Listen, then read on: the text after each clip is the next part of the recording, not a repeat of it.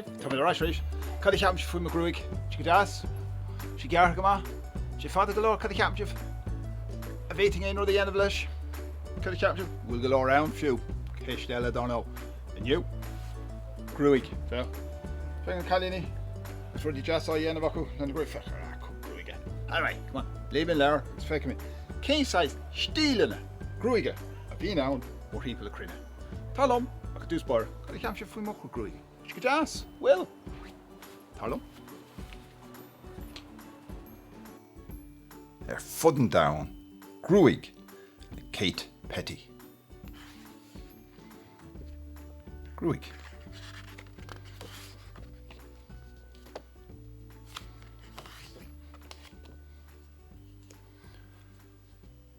Francis Lincoln Iomaí a chéad dailteach faoin titil Hair, Green Graffadori, Annie Bungaroth, Howard Davies, Marge Clayton, Sarah Errington, Jim Holmes, Lee Honor Roberts, Crispin Hughes, Philip Lissack, Rahandra Shaw, agus Sean Sprague.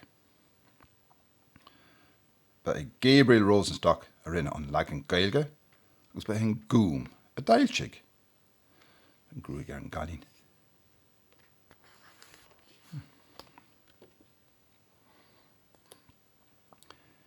Bíonn sé fuair chléite orde na Pacastáine.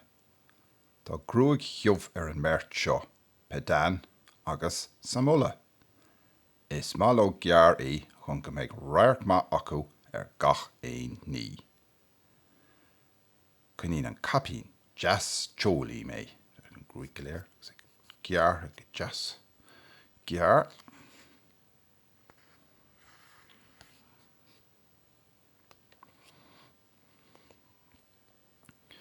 Tá Gruaig Anna á Ciara ag Maria las mó dá deach in Guatemala.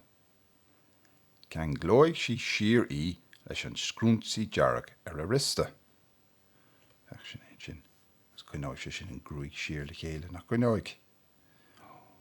Bé mar chud Gruaige go glóinte. Nead bhfuil tar dul ar scoil agus na héadí sin orthú. Ag olbhú iad féin. Go mochar imagine.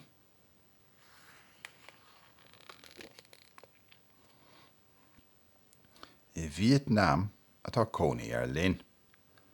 Tá sé ag ní a chud Gruaige ag an tobar os cór an tí sola déan sé ar scoil.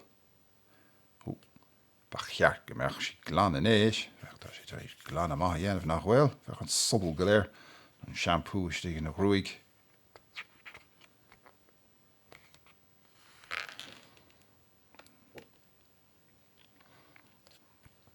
Is cóirde iad Felicia agus an Gúm agus cónaí orthú i ngána. Tá Felicia ag chur dúalíní an Gúm ina sreathan na néite sola gan glóigh sí iad. Caithfidh mé fánach soccer. An Gruaig go léir jazz nach bhfuil. Agus tá sí gobar go díon an sin ar a chud Gruaige nach bhfuil.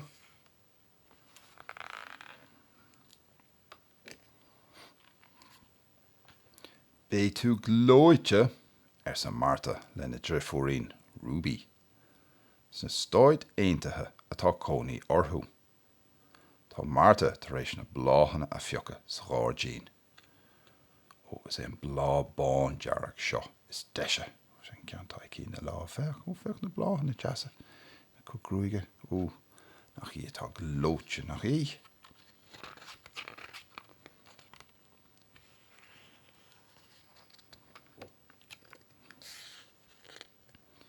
Nach bhfuil Catherine ag féchan go híomhan.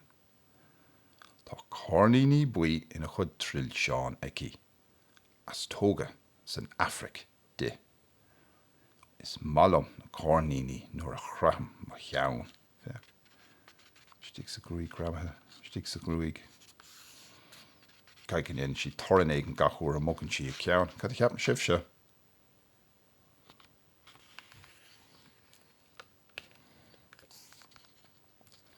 Tá Nathaniel ag fáil bear a gruaige ina hach féin. Is sasanna atá cónaí ar. Is má leis a chud gruaige a chur ina seasamh. Cuireann sé scéal I mo chud gruaige. Neidir ní sin. Iomaí nó a ddrifuair mór. Tá gearr a chud gruaige.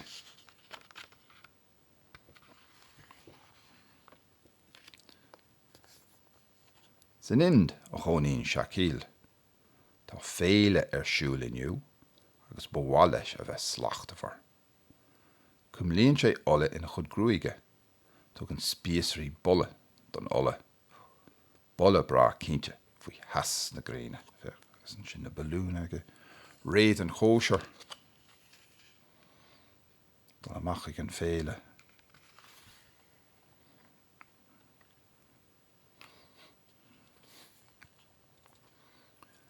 Caithfidh gur ag Liliana atá na trilseáin is fuide ar domhain. Sa chathair is áirde ar domhain atá cónaí orthaí le paz sa bhláimh. Can glím siar na trilseáin agus mé ag obair. Cí go fad sa táthar, síos go bun a drim. Síos an sin, wow. Sin gruaig fad a ceart go leor, cad a cheapan sibh se.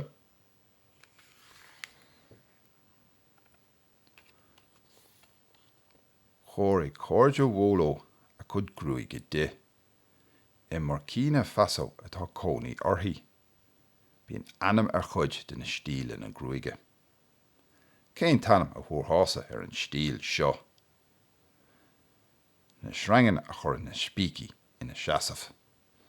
Sin spící mór. Ganeach mé gruaig mar sin riamh. Bhacha sibh se. Agus amach an taobh.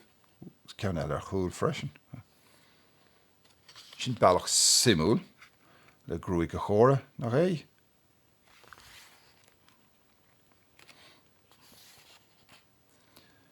Spreagann is anam don sráid bhaile sa cheambóid ina bhfuil cónaí ar cim.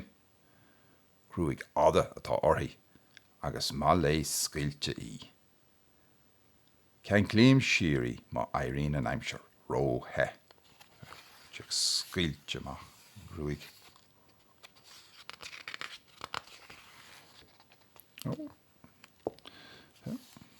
Stáit éanta America, aidir ra chur bláchan na jazz ina chud gruaige.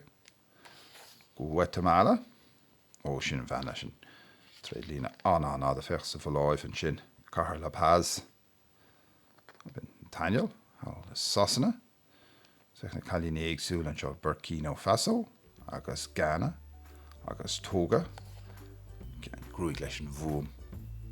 An Pakistan, hús an sin áid bhfuil le Himalayana, bíonn sé anóir an sin sa gíomhre. Sin an Ind, sin an cheambóid, agus díor go leis, sin Vietnam. Áidir ra sé réitú féin an lá scoile.